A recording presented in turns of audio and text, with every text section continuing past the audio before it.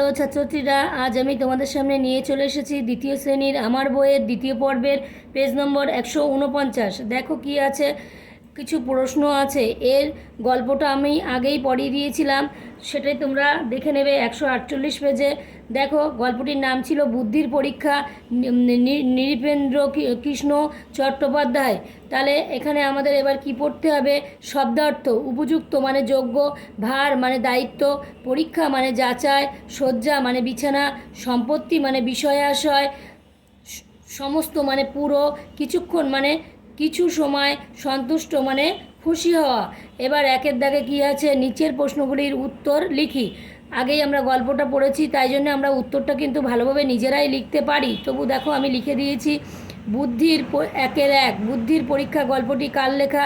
বুদ্ধির পরীক্ষা গল্পটি নৃপেন্দ্র কৃষ্ণ চট্টোপাধ্যায়ের লেখা।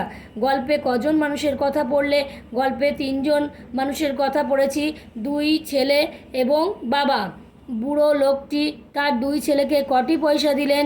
বুড়ো লোকটি তার 2 ছেলেকে একটি করে দুটি পয়সা দিলেন। তারপরে বড় ছেলে কি কিনে আনলো?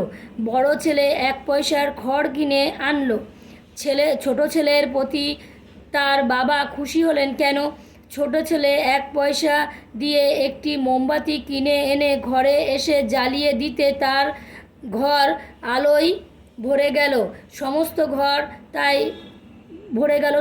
ঘর। তাই ছোট ছেলের প্রতি তার বাবা খুশি হলেন।